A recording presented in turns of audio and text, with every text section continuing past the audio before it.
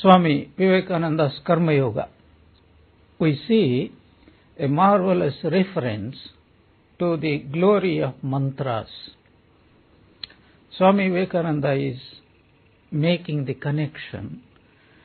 What is the connection between Karma Yoga and the usage of mantras? Karma Yoga is very much associated with rituals, as Swami had mentioned, philosophy, mythology, and rituals. These form integral part of every religion. And what is ritual? As I mentioned in my last class, there are social rituals, there are political rituals, and there are economical rituals, and there are spiritual rituals. So, what is the function of a ritual? A ritual is first of all one which unites similar types of people. And if there is any disunity, long practice of this ritual actually brings about a change in the minds of the people, and it unites them. To give an unsavory example, supposing a prophet is insulted, or followers of a prophet feel they are insulted, and they respect their Quran, their prophet. Here the prophet stands for a symbol, and the symbol they feel is insulted. And immediately all the people, they come in unity together and try to do something. Similarly, there are various types of people. As soon as a flag is hoisted, they all salute the flag, and thereby that national unity, we belong to this country, citizenship is evoked in their minds. In religious parlance, what a ritual does is, it lifts up our consciousness and brings about the presence of the deity whom we are trying to worship. One example, suppose the devotees of Ramakrishna, they come to the shrine on a special day and participate in the special worship. Now, Sri Ramakrishna had passed away long back in 1886, but the devotees believe that his presence is, he is still alive in his subtle body. But how to feel his presence? So we come to the shrine and we make a special celebration which is called a ritual. A worship, puja is a ritual. And this ritual lifts up our minds to such a state, and through proper performance, that we feel as though Sri Ramakrishna is sitting right here in front of us, and we feel his presence, we are seeing him. There was a funny incident was there, you know.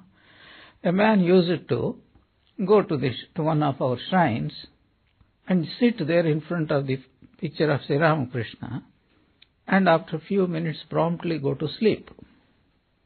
So one of our rationalistic Swamis one day corralled him in the corner and said, "Look, what good does it do to you that you go to the shrine and religiously sit there and ritualistically go to sleep?"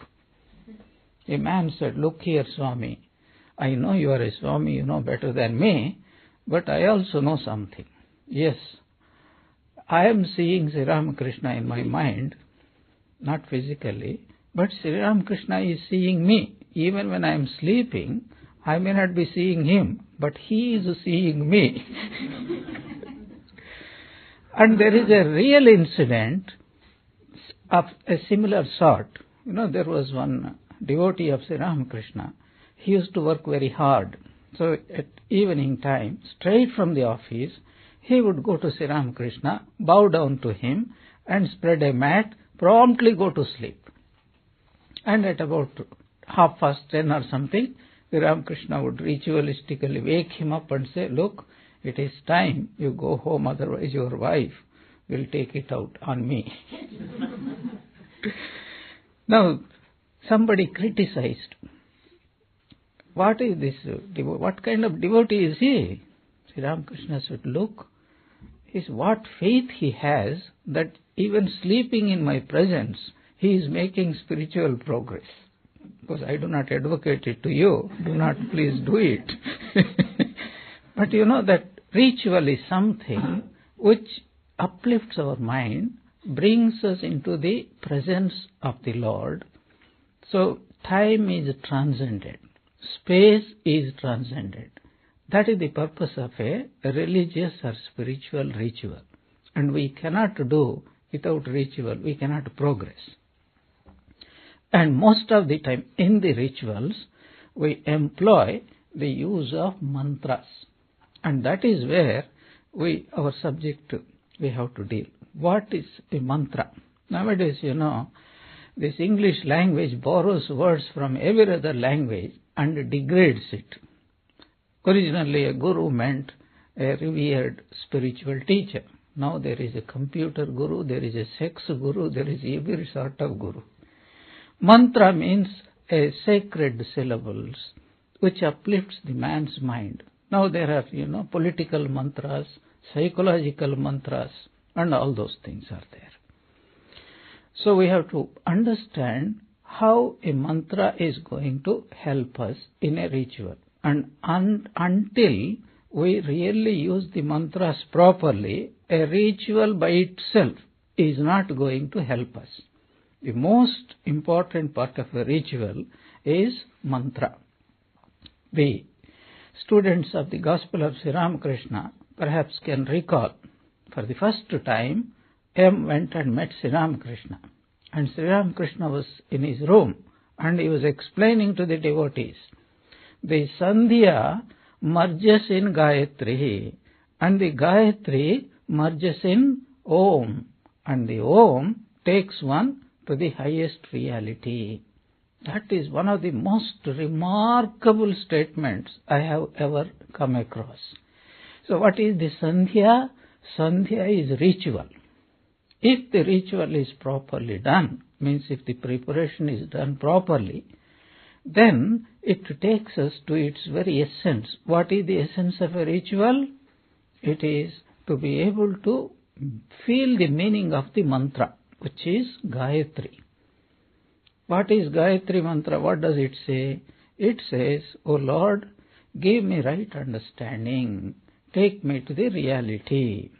And if it is felt properly, through all this purification and ritual and all that, then the Gayatri mantra leads one to its essence, which is Om. And what is this Om? Om is a symbol of our true nature, that we are the divine beings, we are Brahman. This is the procedure, invariable procedure, whichever religion you go. Let me give you another example. In the Christian Catholic Church, if you go, you see the performance of what they call Mass service. What is it? The priest does so many rituals. What is the purpose of this ritual? To bring to our consciousness the presence of Jesus Christ. So how is it done? As we offer sweets and fruits, at the end they offer wine and bread. This bread is the flesh of Christ. This wine is the blood of Christ. It is called transubstantiation. That means a material something which is only a symbol, it transforms itself. Have you ever seen the bread transforming into the flesh of Christ? Have you ever seen this wine transformed into the blood of Jesus Christ? Where does the transformation take place? Jesus Christ was famous for some of his miracles. One of the miracles was he had turned at a wedding party water into wine. A priest was driving a car in America and he had a wine bottle, and now and then he was drinking, and his driving was erratic. So the traffic policeman halted him and then looked at the bottle. Have you been drinking? The priest said, yes. Is it wine? He said, no, it is water. Let me see it. Policeman took it and it was wine. He said, this is wine. Immediately the priest said, what a wonderful miracle Jesus Christ is making. Miracle again. So where does this transformation take place? It takes place in the consciousness of the person. I will give you realistic examples. Sri Ramakrishna used to worship the Divine Mother. In the beginning stages of his worship of the Divine Mother, he used to see the bronze image of the Divine Mother. And after some time, slowly he saw that the Mother was smiling. And after some time, the image disappeared. He used to see the living Mother. And then he used to wonder, am I hallucinating? So to test, he put his finger near the nostrils of the Mother to feel the breath like a living person. But he said, I could never find the shadow of the Divine Mother on the wall. Against the light, everything makes a shadow. But here in the case of the Divine Mother, because it is a subtle body, it's not a physical body, there was no shadow. But then again I have my own doubts. How could a subtle figure breathe? Anyway, these are mystic visions. So that is what happens to every sincere worshipper. In course of time, if he follows the rituals properly, the rituals take him to the essence, which is the mantra. And mantra gradually takes him to his real nature. And Sri Ramakrishna has explained it, how this happens. Supposing there is a treasure hidden, say in a river, and you know that it is somewhere, you don't know where it is. But suddenly you are searching for it, and suddenly you come across a rope which is on the shore.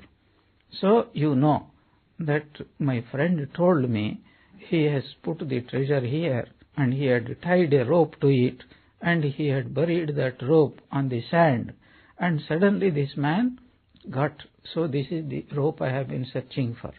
And he catches hold of the rope and slowly enters into the lake, and holding the rope, he goes there until his hands finally catch hold of the treasure. So Sri Ramakrishna used to say, a mantra is one which takes our mind slowly, gradually to the treasure, which is God Himself. So a most marvelous philosophy has been developed about this Mantra Shastra, which I will dwell in today's class. Practically every religion has its own mantras. Let me give you some examples. The most ancient mantra of the Vedanta or Hinduism is Gayatri Mantra. It has been coming for the last thousands of years. Secondly, you can see this Christian mantra. Some of you know that there was a great Russian saint or a Russian devotee who became a great saint by the mere repetition of the mantra. Do you know what the mantra is? Lord Jesus Christ, have mercy on me. If you have read the Way of a Pilgrim, then you will get across this. The whole autobiography of this yogi is how through japa of this mantra he attained to the highest state of consciousness. Even Buddhism, where Buddha had never taught about God, and so as a result he himself had become the deity in course of time. So they developed various mantras. Tibetan Buddhism is full of mantras. The most popular of these mantras is Om Mani Padme Hum. In Islam, Sufi saints, they always repeat the names of Allah. They say there are 99 names of Allah. So every religion practically has these mantras. But of course Hinduism has excelled in this. it has created, or discovered rather, a special kind of philosophy known as Spotavada, the theory of sound. In simple Sanskrit words, it is called the theory of Shabda Brahma. What is the Shabda? Means sound, sound Brahman. So there was a wonderful incident. One day, a classical musician came to Swami Brahmananda, and he was crooning some classical music. You know, last Sunday, those who came here, we heard a most wonderful singing. There was no song, it was just a crooning, but it was so melodious, so capturing. So this musician was singing in his classical way, and there were some devotees. One devotee later on complained to Swami Brahmananda, "What is this business? There must be some devotional songs." Swami Brahmananda became very grave, and he said, "Don't you understand? It is Shabda Brahma." He himself had gone into a very high realm of consciousness. Another incident. One day, Holy Mother was sitting at Nabat, and she heard a boatman play some flute, and immediately she went into samadhi. Sri Ramakrishna himself, he once went to Banaras. There was a very famous veena player, Mahesh, some name I forget. And Sri Ramakrishna was very keen to hear this type of music there. He went there hours together, and Sri Ramakrishna went into samadhi by hearing the sound. So what are they hearing? Are they hearing music? Are they hearing sounds? What is it exactly that is happening to them? Because their mind was so pure, this elevated sound of music has taken them right to the real nature, which is Brahman. Samadhi means Brahman consciousness. So a special philosophy has come. It is known as Spotavada. So what is the Spotavada? I will try to put it as simply as possible, but some of the concepts are really very tough for us to understand. Some concepts are quite easy for us to understand. I will try to be very as clear as possible to the best of my ability. Now, each one of us, we are also manifestations of sound. It looks strange to us. Are we manifestations of sound? Suppose, Swami, you are sitting alone and you are not talking anything. Are you manifesting the sound? Yes. How does it happen? So let us try to understand what is the philosophy behind it. Everything in this universe, every object in this universe is in a constant state of vibration. And this science has proved without the least doubt. If we are not perceiving that vibration or movement, it is not because it is not true, it is because we are unable to understand. I will give you a simple explanation or example. Supposing I hold up a burning torch, and then you come and see. What do you see? There is a stick burning there. Right? Supposing I try to go on whirling it at a very fast speed. What do you see then?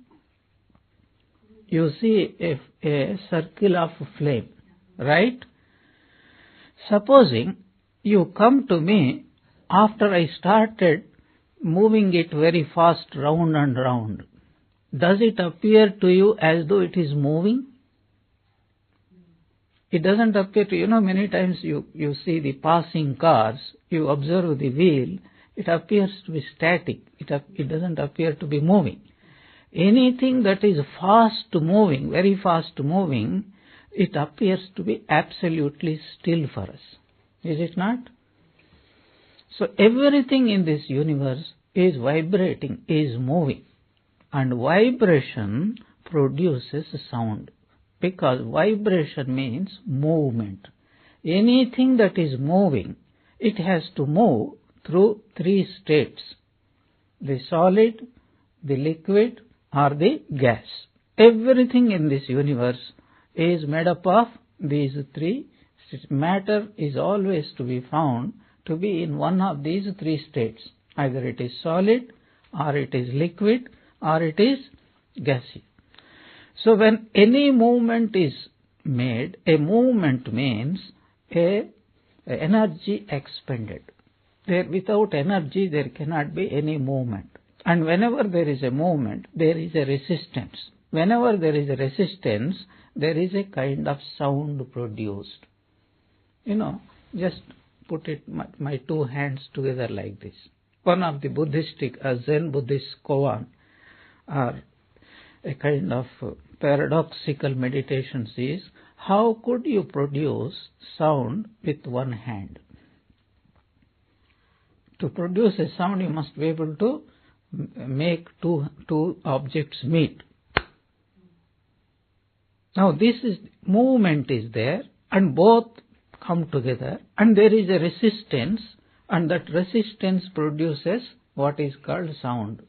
If there is vibration, and that vibration has to move through solid or liquid or gas, it meets resistance invariably, because there is nothing called emptiness. When it meets resistance, it produces a sound. Whether we hear it or not is a different matter. Every object in this universe is producing sound, because every object in this world is in a constant state of movement or producing vibrations. Each one of us are vibrating. So 2 points to be made here. One, there is nothing called static state. Everything is in constant motion, and because this motion has to be through the stages of either solid or liquid or gas, it has to produce a type of sound. Whether we hear it or not, we don't know. You see, there was, in America, there is one very famous laboratory called Bell Laboratories. And there they had found out few years back the sound of the first explosion, what you call the sound of the Big Bang. When did this Big Bang happen? Several billion years ago. And what happened to that sound? That sound is still going on throughout the universe, and even I heard it. How did I hear it? I didn't go to Bell Laboratories. One day they were having a documentary, and they produced a sound, hissing type of sound. They had a huge, what is called that dish-like thing, satellite dish, and they understood this is the sound that has emanated there, and it is still going on. This brings us to the third point. What is that? Any sound that has been produced, it may be billions of years back, it is still there. And what is sound? This is the point where we connect our subject with mantra. So the points we have to keep in mind is, everything in this universe is vibrating. There is nothing called static. Vibration means sound. But what is the sound? Sound means, what does sound really mean? Now here, one important point has to be clarified. See, that which we experience through our ears, hearing canal, is alone called sound by us. Is it right? No. Actually, whatever we experience through our five sense organs, it is a form of sound. Why is it, or how is it? Because sound is only a way of conveying knowledge. Sound is nothing but knowledge. Let me give you an example. Supposing I phone to you and you recognize my voice. Oh, Swamiji, how are you? You are not seeing me. You are hearing my voice. As soon as you heard the sound of my voice, it entered into your hearing, into your mind, made an impression there, brought a change in your state of consciousness, and immediately it starts vibrating as I am vibrating. And you recognized me, and it produced a reaction within you. What happened? This knowledge that what Swami is has become transformed in the form of sound, went through these telephone wires or wireless wires or anything, and immediately it entered into your mind. The mind again converted it into a form of knowledge. The mind doesn't know the difference between form or sound or smell or taste or touch. It is only a form of knowledge. Now here is where the modern science can give us a beautiful analogy to understand this concept. You know, nowadays everything is digitalized. Sound, for example, CDs, DVD sound. And even the pictures are digitalized. You know, these cinema pictures and all that. So when you play through a DVD player, either it could be an audio song or speech, or it could be picture, or it could be both a picture and everything. Is it right? So when you play this particular file, then you hear the sound or see the pictures, right? But supposing you open that file through a file opener, what do you see? Only digits, 0, 1, 1, 0, a combination of only this thing, nothing else. Can you distinguish which is sound and which is this thing, form? You cannot. It all looks exactly the same. Now, who knows, in future, maybe science could develop, already it has developed, it is going to come. It has started to digitalize the smell. And if you go to America, they can digitalize everything. They can even digitalize you also. You know that three-dimensional pictures. So I went once, to this Disneyland. Please don't tell anybody. And we went to watch this Honey, I Shrunk You. You heard about it? And then we were sitting, a big, huge dog. It just shook. As soon as it shook, our chairs also got shaken. And the water from the body of the dog had fallen. Of course, it is not digitalization. What they coordinated some pipe water through the pipe it came. And the movement of the chairs also was coordinated. But we felt as though there is no difference between that what we are seeing on the screen and what is really happening. It is so beautiful. Nowadays, a new technology is being very fast developed. It's called virtual reality. If you are in that virtual reality, you will not know what is reality, because that is the reality. Anyway, my point is that the mind, when it receives the information through these 5 sense organs, it doesn't know what is sound, it doesn't know what is form, it doesn't know what is smell. All that it knows is, it gets a knowledge. Here is a beautiful person or object, here is a beautiful or bad sound, here is a beautiful touch or taste or smell. That is the knowledge. Now, every piece of knowledge brings about a reaction within us. And there are 3 types of reactions: the positive, the negative, and the neutral. The neutral reaction also is as strong a reaction as the positive or negative reaction. Let me give you an example. Suppose you are walking in the street.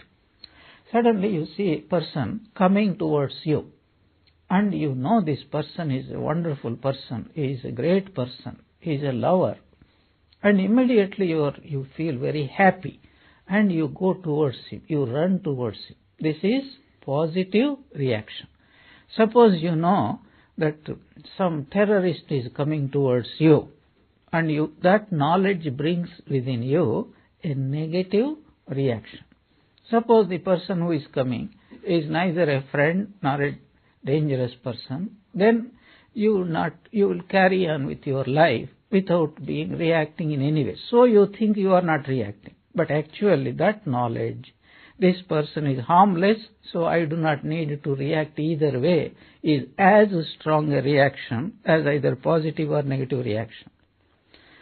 The point I am trying to make is that in this world, there are 2 things. I and the world. I is a singular, only I am there.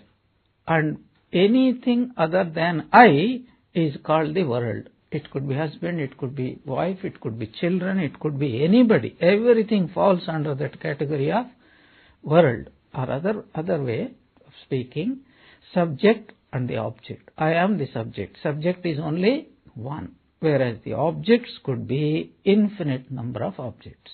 Now, every object that we come across, as soon as we confront each other, there is something called experience.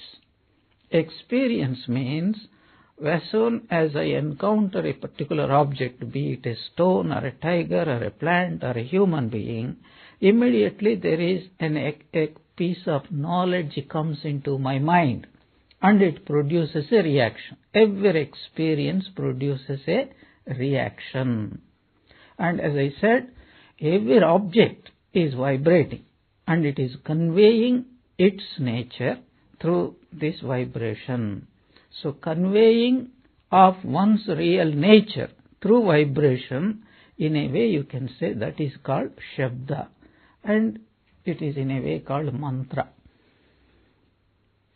So every person is a form of mantra.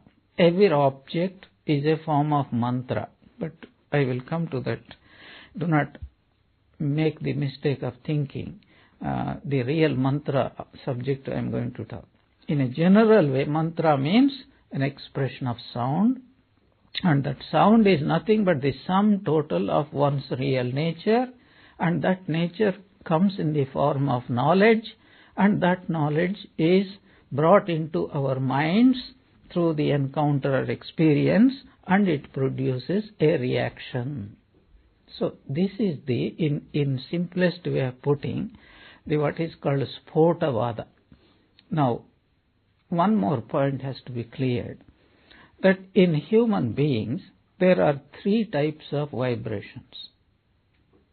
To make the point clear, I only said every object is only vibrating, but actually in human beings, or in every being, but especially human being, the vibrations are of three types: the physical, the mental, and the spiritual. Of course, among the ordinary people, we only encounter two types of vibrations, the physical and the mental. Because those who are not spiritually developed, their spiritual vibration is not much. It is as though it is hidden. But definitely in every human being, there are these two vibrations. Now, each one of us live in a particular state of vibration. So, when we are in a particular state of vibration, there is a range of this vibration.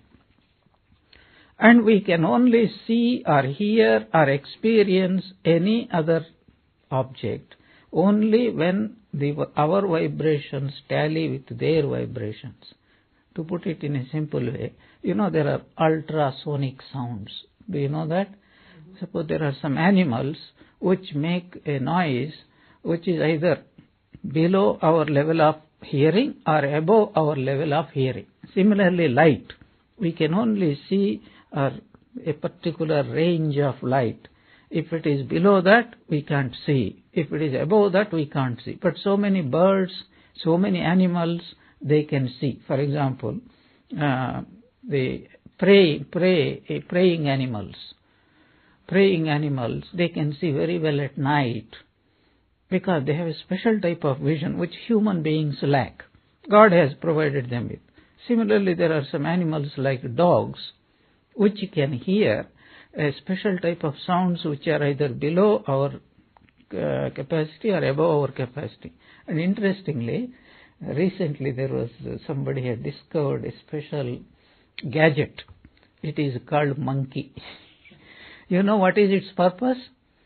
Not only a human being has a capacity of hearing certain range of sounds, vibrations, but when we become aged, then our capacity to hear certain high-pitched sounds become less. You know that? So they have, supposing some youngsters, 25, below 25 years only. They are making a racket outside your home. Then you buy this gadget called monkey, just put it outside your door, put it on. Within few seconds, the youngsters will run away from your place. And they have showed it. They have put this gadget on. There were two young women below 25 years and two men who were 30, 35 years. And the experimenter was telling us, the audience, that even through television, if we are below 25, we can hear that noise. If it is above 25, we won't hear the noise. And he put it on. I couldn't hear anything. Not only me, those who were 30, 35 years old there in that experiment, they said we don't hear anything, we are not disturbed. But the young woman, as soon as it was put on, they put their fingers in their ears and said, please stop it, we cannot bear it. I am trying to get it.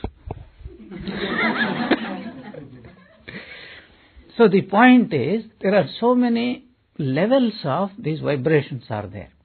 Similarly, there is also a level of vibration which is a spiritual vibration. And it is said there are certain places. And if holy people had lived there for a long time and had practiced spiritual disciplines, those places will be vibrating with these spiritual vibrations, and they help other aspirants who are sincerely struggling towards them. So this is one point we have to keep in mind when we come to the point of mantra. So according to this Spotavada, or it is called also Shabda Brahmavada, the whole universe is the result of Shabda. The creation itself is the manifestation of Shabda. This manifestation takes place through three stages. The completely original, the highest reality, which is called Brahman, or in this philosophy it is called Shabda Brahman, sound Brahman. It is called, named as Para, the supreme sound. And it is impersonal, without any qualities, it has no form, there is no way to comprehend it through the mind. But at some point, something happens. Mind you, this point is not a point of singularity in time and space. It's only human way of expressing. Something happens to it. And suddenly, this para degenerates as it were into what is called Pashyanti stage. What is this Pashyanti? I have no translation in English for this. You have to just hear me. Pashyanti is unmanifested before this creation came into being. The simplest example through which we can understand is, you see, clay. If you see a clay, is only as an example. Don't take a clay as an unmanifested form. This is just to give an example. A clay, when you see a lump of clay, what do you see? What form do you see? You don't see any form. It is just a lump, mass, formless mass. But this clay is an example of unmanifested state of billions and billions and billions of forms. Out of the clay, anybody's imagination can form whatever form they like. So when we say God or reality is formless, it doesn't really mean formless. It means it is in a state where there is no form is apprehended. But actually it has the potential to produce any number of forms, infinite number of forms. Similarly, infinite number of sounds. As I said, there is no difference between sound and form, because both are vehicles of knowledge, jnana. Now the second stage is unmanifested state of the sound. But even that degenerates, or you can say this Pashyanti is a point of singularity. What is the point of singularity? Those who know a little bit of modern science, or physics at least, as Stephen Hawking says, it's a point of singularity. What is this point? It is something which is beyond human comprehension. There is no time, there is no space. Time and space just coagulate, as it were, go back into its origin, as it were. You cannot think in terms of time or space or causation. That is the stage of Pashyanti. For some reason, because we do not know, we can never know how it came. This second stage of Pashyanti degenerates or manifests itself into the third stage. It is called Madhyama. Madhyama is a stage of creativity. Time, space, causation, infinite time, infinite space, infinite causation is produced. And from this, the whole manifested physical universe comes into being. This is, in brief, the philosophical idea explanation of creation. Now, how does it affect us? Because a mantra, we are all, as I mentioned, are nothing but manifestations of mantra. We are all vibrating. What are we vibrating? We are vibrating and producing sound. What is the sound we are producing? Look, I am Swami Dayatmananda, I am Swami Dayatmananda, and many other things. So those who have good experience with me, Swami Dayatmananda is good person. And those who do not have such pleasant experience, they will say he is not a good person. So when I am making my mantra, I am Swami Dayatmananda, but you are receiving it in your own peculiar way according to your experience. That is why when you meet a holy man, you may not be able to recognize him. Unless you are a holy man, you will not be able to recognize. Swami Bhavyanandaji used to say something very interesting, Suppose you want to find some drug here, cannabis or heroin or something. If I ask you to bring, do you think you will be able to find out? It will take you a long time. But then the drug addicts, he said, as soon as they get out of the airport, within 5 minutes, they will find where the drugs are to be found. So only a thief can recognize another thief. Only one holy man can recognize another holy man. You know the case of this madcap who came to Dakshineshwar.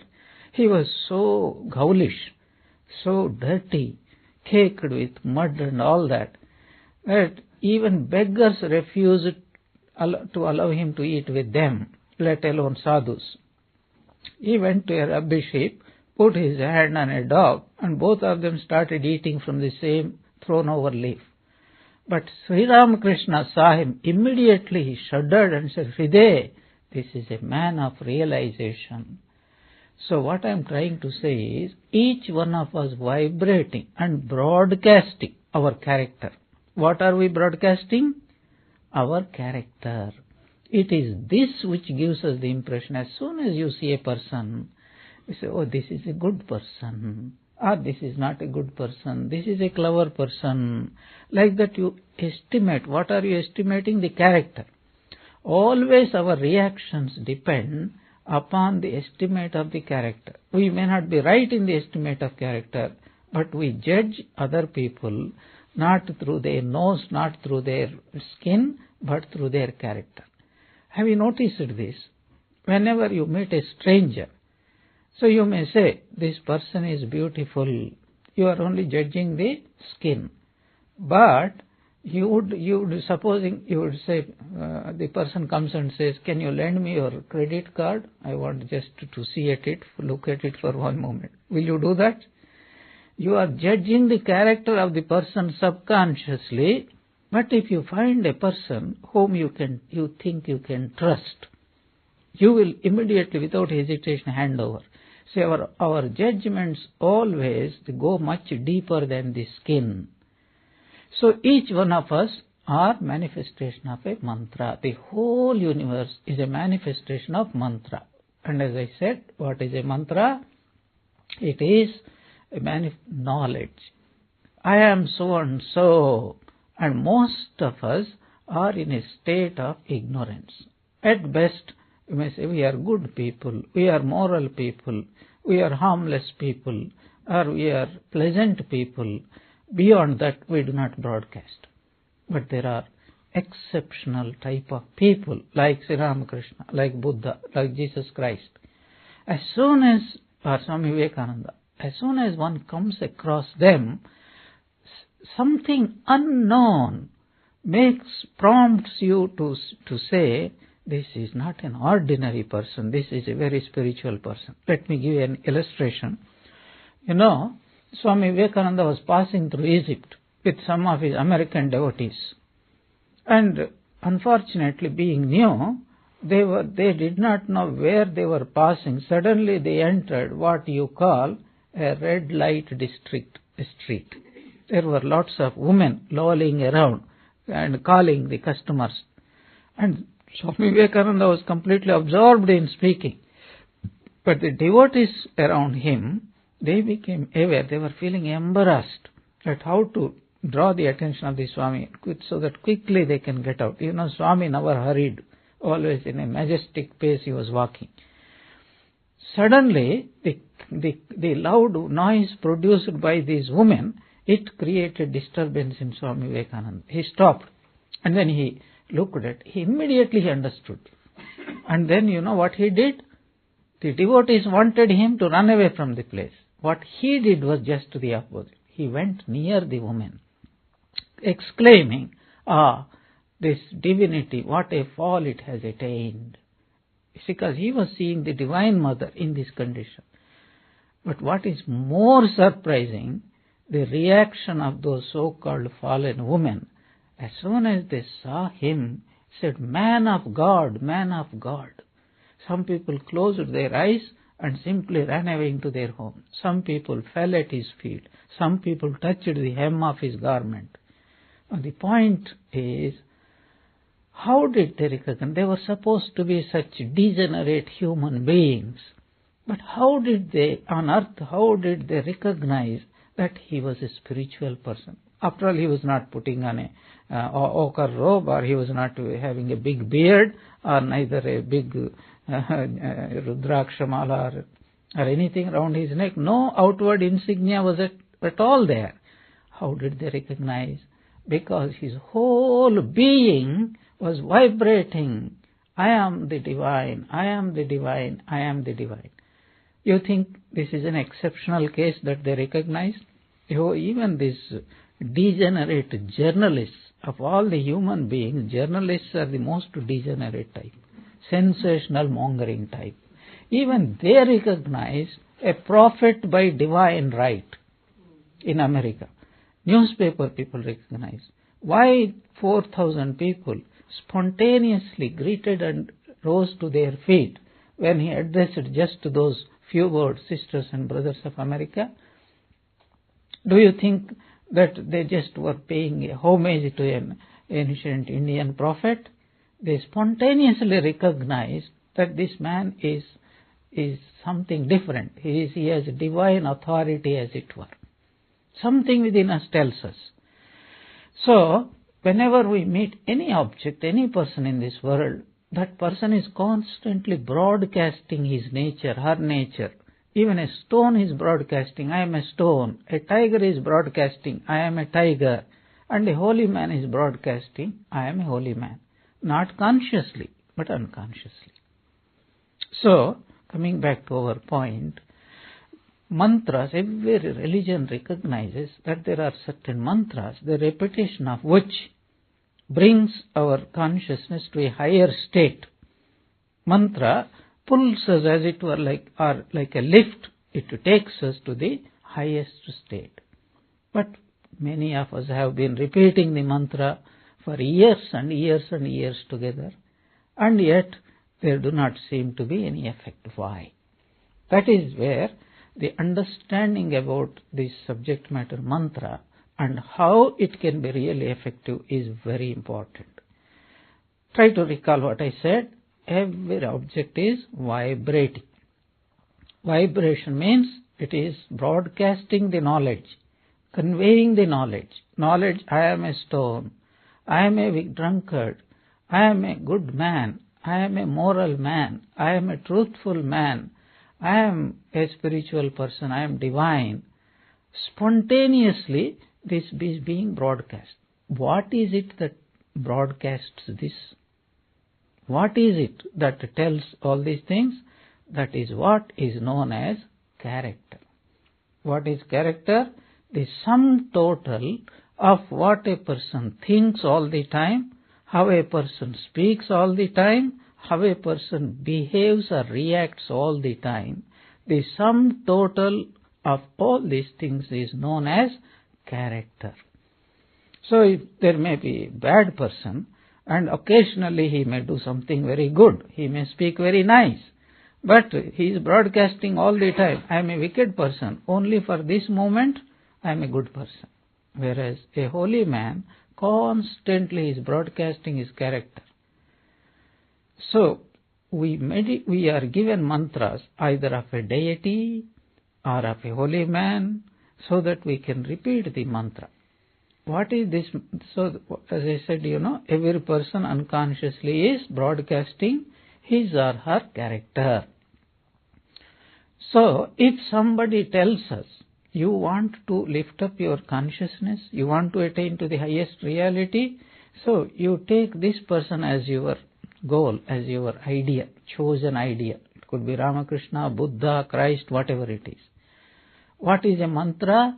A mantra is, as it were, the seed that contains all the character of that particular person. It has been given to me. It is so to say. I will give an example. Suppose I go to visit my friend and I see a beautiful, very wonderful mango. He gives me a wonderful mango to eat and I am highly pleased with it. Where did you get this mango? Oh, it is from my own garden. Oh, I never tasted this kind of mango. Will you give me a seed of this mango, please? Okay, you take this seed. And I take this seed. A mantra given by a guru is like that seed. But like this seed of a mango, you bring it home and buy a golden casket and put it there, firmly lock and put it there, and go on doing arati every day to the box. What will happen? The seed will rot in course of time and all that you are left is that box. But if you want to get the same benefits, you should take out the seed, find out a proper soil in your garden, dig, put the seed, and then go on taking care of it until it starts producing the fruits. Similar way, when a mantra is given by our Guru, it is like he is giving a most precious seed which can yield the highest types of fruits, divinity itself, God realization itself, self-knowledge itself. But like a seed, that is why it is called bija mantra. When we get it, we are supposed to make it fruitful. How do we do that? So that is where the cultivation of spiritual disciplines come into play. Or we have to develop a character like the person upon whom we are meditating. We have to think in a similar way. We have to speak in a similar way. We have to behave in a similar way. And then this mantra, it slowly brings about this change in our character. And change of character also helps our mantra bring about that particular state of consciousness, that we are the divine. But the very first thing that we have to do is to bring about a change in our character. Character and knowledge have a deep relationship. Without character, knowledge will not manifest. To give a simplest example, even in the ordinary academic circle, suppose you want to master chemistry, and you are given a chemistry textbook, but you are a restless person. You cannot read one sentence without looking here and there. When do you think you are going to master the chemistry subject? First you have to discipline yourself, try to focus on the book, then try to slowly understand what it is being said. If these conditions are fulfilled, naturally the knowledge manifests by itself. This is a peculiar Vedantic theory that divinity is not something to be obtained from outside. It is already there. The obstacle has got to be removed. It is like saying, a sculptor looks or gets a stone, just a raw stone, piece of marble or stone, or a carpenter sees a log of wood. What do you see in that rock? What do you see in that piece of wood? Nothing. But if he is a good carpenter or good sculptor, immediately, what does he do? Beautiful table or chair or something comes out of it, isn't it? What did he do? He chipped away all that. The table is already there. He chipped away what is called non-table thing from that wood, and what remained was the table. Similarly, a piece of stone, marble stone. What does Michelangelo do? He chips away all that is unnecessary, either a beautiful David or a horse or whatever it comes out. That is the theory of the Vedanta, that character is that which chips away all the non-spiritual, unreal thing from within us. And then when we have finished, what remains is pure divinity. Mantra means one should repeat the name or the sound, and as I said, that sound is called knowledge. Ramakrishna, for example, Ramakrishna. This name is a sound, and this production of this sound should produce knowledge. First we see the form of Ramakrishna. Then slowly we go deep and say he is smiling. Then we say, what is he doing? He is meditating on God. Then we say, what is he doing? He is talking to the devotees. Then what is he doing? He is telling people, do not do that. Do not tell a lie. Do not be attached to things. Always think of God. What he practiced, the whole thing we are remembering. The more we dwell on that subject, the more those qualities seep into us. And these qualities form our character. And in course of time, this character chips away, as it were, all the worldliness from within us. And we also start vibrating with the same mantra. It's, I am the divine, I am the divine. A time will come when we say, I am not the Swami, I am not so and so. I am Ramakrishna himself, I am Buddha himself. In Buddhism parlance, what is what they call Buddha nature comes out. So the point is, it is easy to get a mantra from a guru, but it is very difficult to make the mantra awaken. It's called mantra chaitanya. Mantra becomes alive. What does it mean? It means like a tape recorder, it goes on repeating itself? No. What it means is, on that particular ideal or deity whose name represents the sacred mantra for us, we absorb his character. That means we also start thinking in a similar way, speaking in a similar way, behaving in a similar way, acting and reacting in a similar way, until it becomes our second nature. When we start vibrating with this pure character, that character chips away all the so-called non-consciousness, and pure consciousness becomes revealed. This is the secret of the usage of the mantras. So only when mantra is used in this way in a ritual, then only the ritual becomes a vehicle of taking us to the higher state of consciousness. That is why the mantras are so very important. In my next class, I will give you some concrete examples of how this works, and then we will continue further the talk on the Karma Yoga of Swami Vivekananda.